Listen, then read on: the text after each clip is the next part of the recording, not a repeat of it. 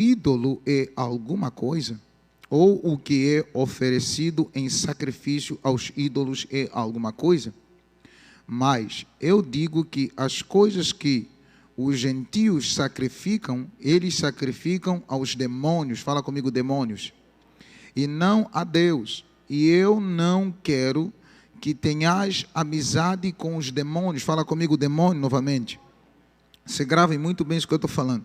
Não podeis beber o cálice do Senhor e o cálice dos demônios. Não podeis ser participante da mesa do Senhor e da mesa dos demônios. Provocaremos o ciúme no Senhor ou do Senhor? Somos mais fortes do que Ele? Todas as coisas me são lícitas. Grave muito bem esse versículo. Todas as coisas me são lícitas, mas nem todas as convêm. Todas as coisas me são lícitas, mas nem todas as coisas edificam. 24 para encerrar. Ninguém busca o proveito próprio, antes, mas cada homem a riqueza do outro. Amém? Tome então assento em nome de Jesus. Acredito que em meio a esse dia, e muitas pessoas poderiam dar a satisfação de que foi a chuva, e na verdade não passa de uma mentira e um auto-engano da sua própria consciência, porque para se servir a Deus não existe barreira, não existe circunstância, a gente faz porque realmente ama fazer o que faz na obra do Senhor Deus. Então não arranja desculpa para dizer que não veio por causa da chuva, porque todo mundo, choveu para todo mundo e todo mundo está ciente de que isso não passa de conversa para boi dormir. Resumindo isso aqui, gostaria hoje de compartilhar com os irmãos algo muito, mas muito importante, que eu acredito que vai chocar a nossa realidade. Para você que também está em casa, acredito que isso vai chocar a nossa realidade e vai nos trazer um confronto no dia de hoje, e nós seremos levados a uma posição, ou até mesmo seremos promovidos a um posicionamento. Ou você é, ou você não é. Você precisa entender que tudo que você está fazendo na obra de Deus nunca em nenhum momento é em vão, pois a Bíblia diz que toda coisa que fizemos na obra do Senhor não é em vão e nunca será em vão. Só que muitas das vezes você coloca na sua cabeça que parece fazer as coisas para Deus é um sacrifício tão grande que parece que você queria desistir de fazê-lo porque não tem recompensa nenhuma. Só que isso aqui é mentira e auto-engano da sua consciência, porque tudo aquilo que nós fizemos para Deus, há um pagamento no final de tudo isso. Pois a Bíblia declara que no final de tudo cada um receberá o pago pelo que ele fez nessa vida ou com essa vida que Deus te deu. Porque diz a Bíblia em Romanos capítulo número 6, a Bíblia diz que o salário do pecado é a morte, mas o dom gratuito de Deus é a vida eterna em Cristo Jesus, entendendo que toda nossa obra tem um salário, tudo aquilo que nós fizemos na vida tem um pagamento, quer seja bom ou mal, tudo tem um pagamento. Fala comigo, na vida, tudo tem um pagamento. Não, repete comigo, na vida, tudo tem um pagamento.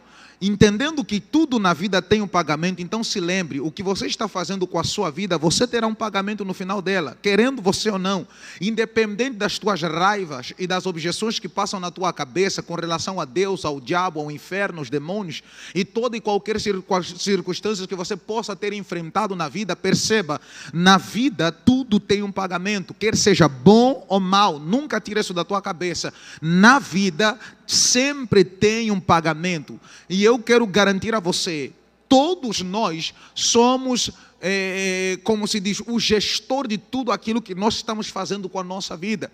Você não vai atribuir a culpa dos teus fracassos ou até mesmo das tuas derrotas e muito menos da tua perdição ou da tua salvação a outras pessoas.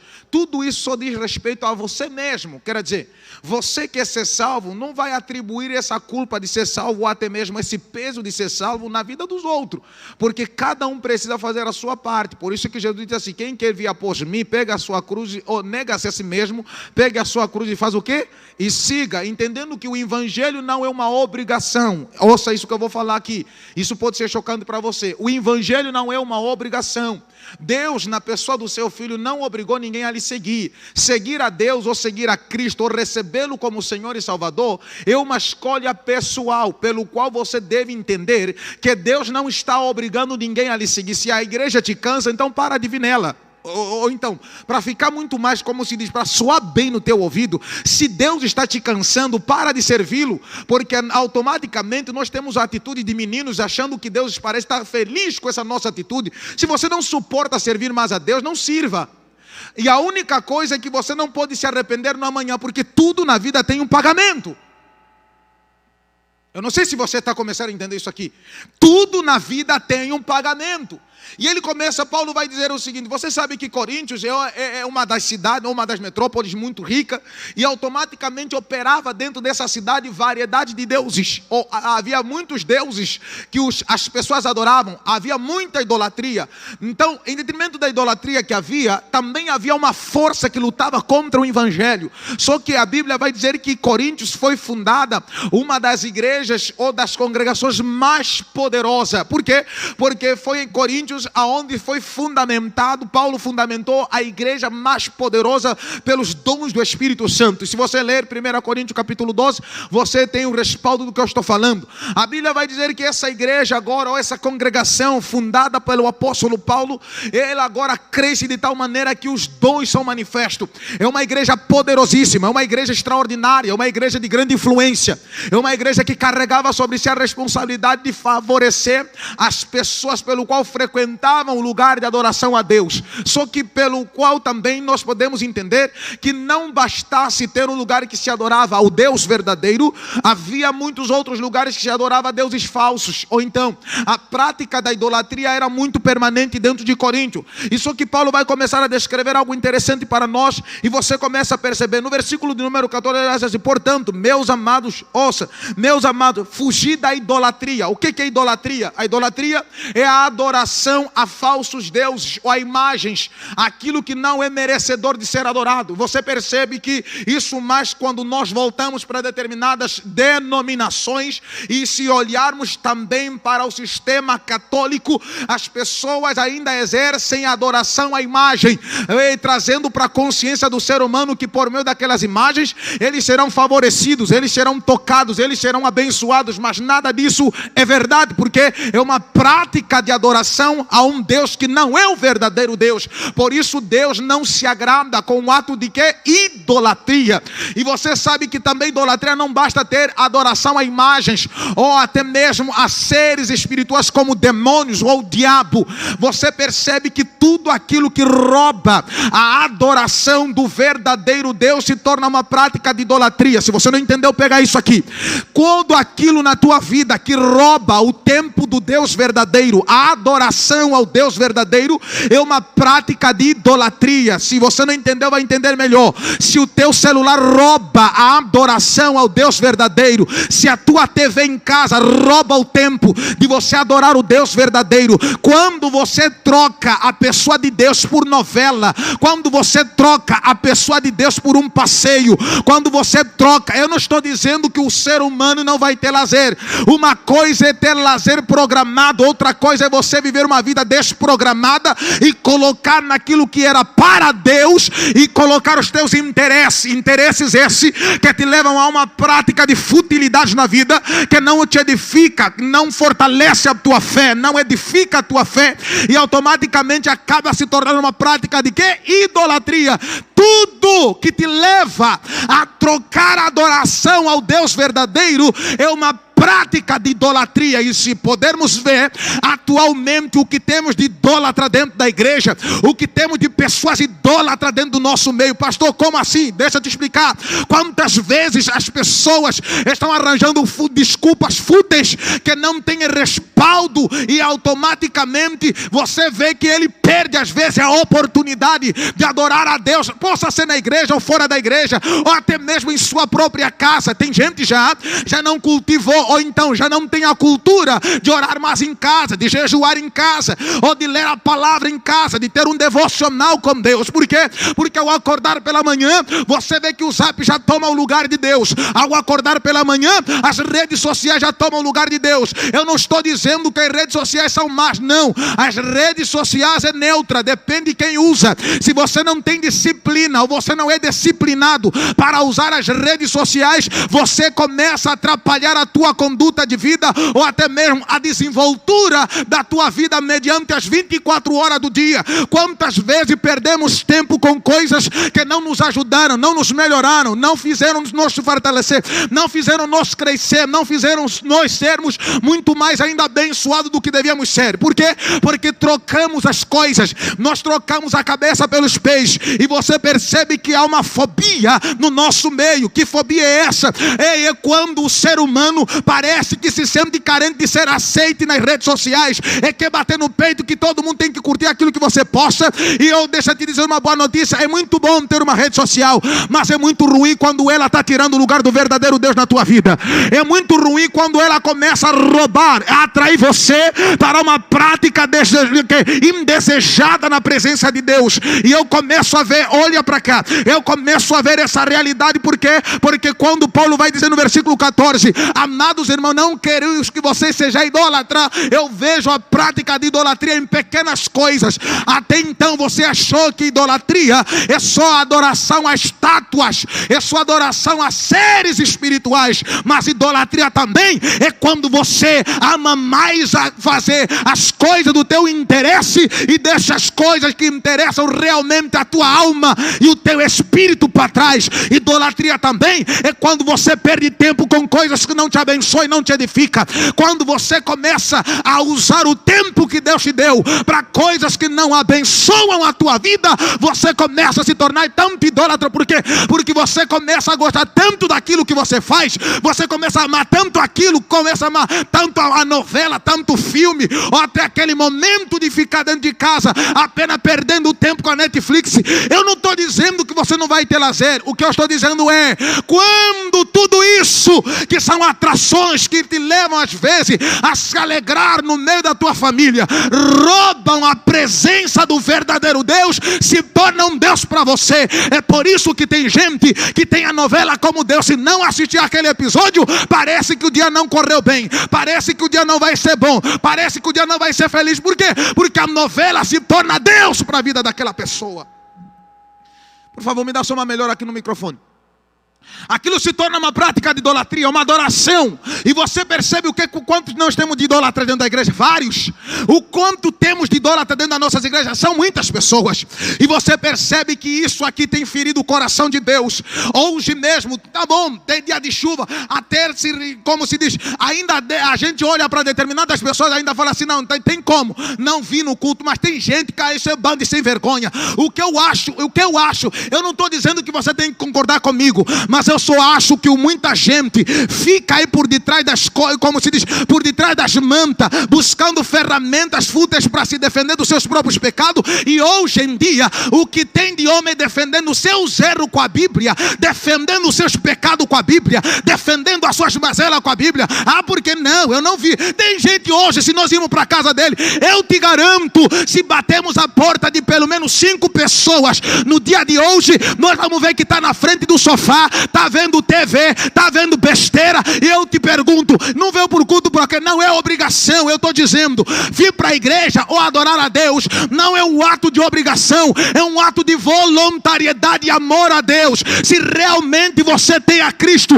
como Senhor e Salvador, você precisa tomar conhecimento de que Deus não está te obrigando, Deus não está te esforçando, Deus está querendo que você tenha percepção clara do que você está fazendo.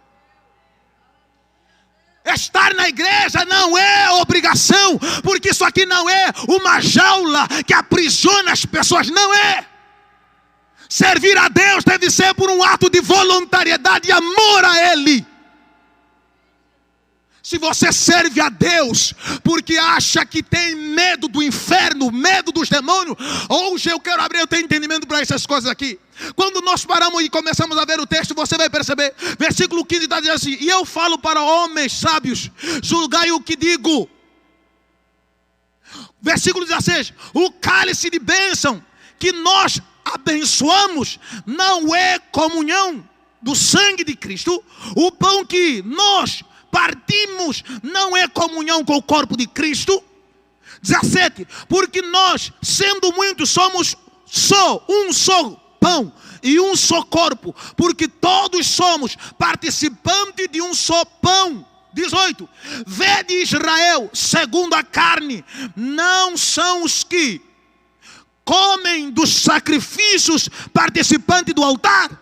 Agora aí começa a vir um versículo muito chave também, 19. E o que eu digo então, que o ídolo é alguma coisa, ou o que é oferecido em sacrifício aos ídolos é alguma coisa. 20. Mas eu digo que as coisas que os gentios sacrificam, eles sacrificam aos demônios. O que é isso? Perder tempo assistindo novela é sacrificar o teu tempo a demônios. Você perde tempo vendo um montão de filmes em que esses filmes não te edificam, não te abençoam, não te fortalecem. É jogar o teu tempo a demônios. O tempo que você teria para ler a palavra, você não lê. O tempo que teria para orar em casa, você não ora. O tempo que teria para jejuar pelo menos uma vez na semana, não jejua. E eu não estou falando para... eu estou falando para todos nós envolvidos nesse pacote. E aí nós começamos a olhar, parece que servir a Deus é difícil, parece que andar com Deus é muito difícil. Não é, difícil é a tua vida de pecado e carnal, que não entende as coisas de Deus. Difícil é você não entender o que Deus está querendo apresentar a você. Por quê? Porque a Bíblia vai dizer o seguinte: ouça uma coisa, para de dar desculpa desfarrapada. Para, se você não quer servir a Deus, problema é seu. Mas todavia, todo mundo um dia vai pagar pelos seus erros e acerto na vida. Não interessa o que você quer da tua vida, um dia você vai pagar por aquilo que você fez de errado e vai pagar também por aquilo que você fez de certo. Ou então, para todo erro tem um salário, e para todo acerto tem outro salário. Olha para o texto bíblico. E aí Paulo vai começar a recomendar isso: vocês estão a sacrificar a demônios? Vocês estão a trazer adoração a demônios? Vocês estão a adorar a seres que vocês não deviam ter adorado? Por quê? Porque esses seres não são dignos de ser adorados. Quantas pessoas falam: eu adoro esse filme, poxa, quando ele passa na TV. Quantas vezes você perde o teu tempo com programas fúteis que não te abençoaram? E vai ficar difícil, por quê? Porque nós começamos a ver, o tempo está se estreitando. Se você está achando que Deus está brincando de vir para a terra e buscar sua igreja, você está mal enganado. Se você está achando que Deus está brincando de vir arrebatar a igreja, você está muito mal enganado. E eu vou falar para esse público que está dentro de casa: se você acha que Deus está brincando de vir arrebatar a igreja dele, vai brincando, vai achando que Deus está rindo com a tua cara. Vai achando que Deus está de bobeira. Vai achando que Deus está aí vagueando, parece com o diabo. Deus é sério no que fala e que faz. Deus é muito responsivo naquilo que Ele prometeu, e vai acontecer. E agora minha pergunta para você, a minha pergunta vai diretamente para você, e tanto quanto eu já se fiz. Ouça uma coisa: o que será da tua vida no final de tudo que você fez? Que final você quer ter na vida? Um final bom ou um final ruim? Aí eu vou para o versículo chave, no versículo número 23. Olha o que a Bíblia vai dizer: todas as coisas me são lícitas, mas... ouça o que o versículo está dizendo: todas as coisas me são lícitas, mas nem todas as coisas convêm. Eu vou parar aqui, eu vou ser muito sucinto. É lícito você beber? Pode beber à vontade. É lícito você se prostituir? Vai se prostituir, infeliz.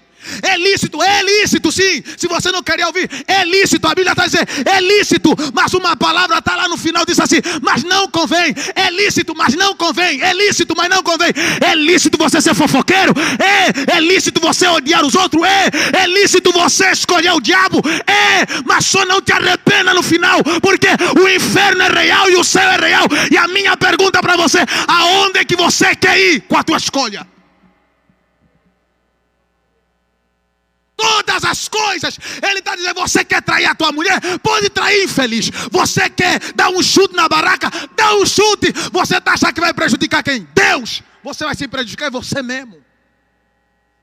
A infelicidade do homem é achar que Deus se fere quando você se perde e vai para o inferno. Deus tem uma tristeza, mas Deus não está ferido por aquilo. Por quê? Porque automaticamente Ele sabe quem Ele é. Você que não sabe quem você é e aonde que você quer ir. Todas as coisas, não restringiu nada, todas. Pastor bêbado, toma um vinhito, uma garrafa de cerveja boêmia, pode beber à vontade, mas vai ir para o inferno. E a pergunta é, quando você estiver no inferno, vai se lembrar disso que eu estou falando. É lícito você se prostituir, vai se prostituir. Não quer vir na igreja? É lícito, você não é obrigado. Só não te arrependa depois que você ir parar no inferno. Só não te arrependa depois que você estiver convivendo com os demônios por uma eternidade. Só não te arrependa depois que você estiver queimando lá no inferno. Você acha que tem tempo para brincar mais? Você acha que tem tempo para olhar na cara dos outros e achar que estamos aqui de brincadeira? Vai! Ele está dizendo o quê? E Paulo trata de uma recomendação extraordinária. Já que vocês queriam saber, vou falar. É lícito. Você é um jovem prostituto? É lícito. Faz o que você quiser da tua vida. Ah, porque o bagaço pode bagaçar, infeliz. Eu pego uma, pego duas, pode pegar mim que você quiser. Pode pegar a Tereza, aqui na Maria, pode pegar. Só depois não te arrependa pelo fruto da tua escolha. E vai pegar, porque vai ficar difícil você abrir a boca para dar glória a Deus, porque muitas pessoas, o que tem se brincado, porque, e eu vou falar isso aqui, e o tema dessa mensagem é as consequências do esfriamento na fé. E eu vou te falar 8 consequências do esfriamento na fé.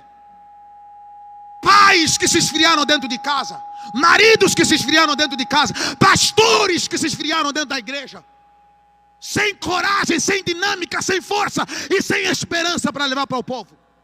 Esfriamento na fé. Quantas pessoas estão frias na fé?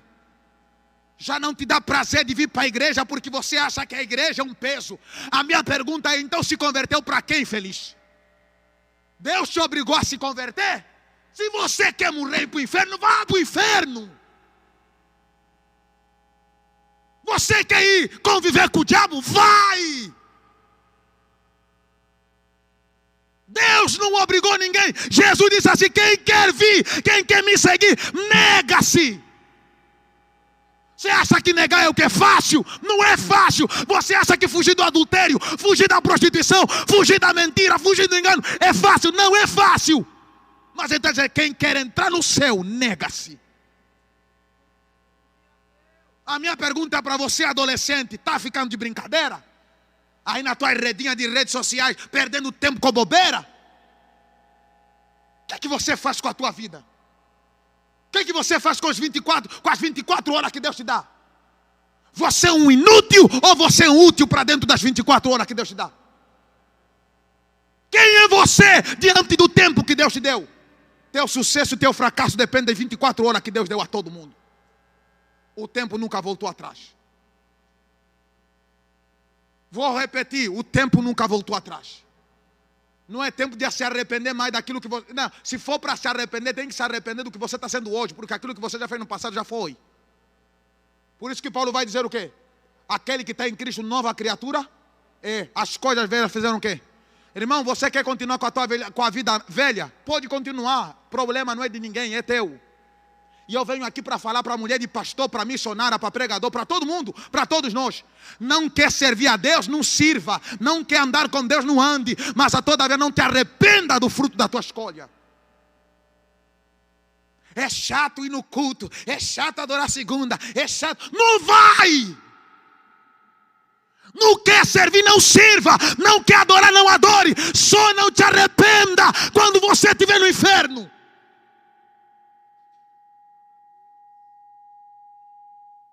Não quer ser leal? Não seja. Não quer ser verdadeiro? Não seja. Quer ser falso? Seja. Quer ser enganador? Engane. Quer mentir? Minta. Quer roubar? Roube. Todas as coisas me são lícitas, mas nem todas convêm. É lícito a gente fazer arruaça? É lícito. Só que não convém. Por que Paulo está dizendo não convém? Porque ele sabe que as obras da carne são muito gostosas para a própria carne. A carne tem vontade, hein? Aqueles beijinhos quentes lá com as prostitutas.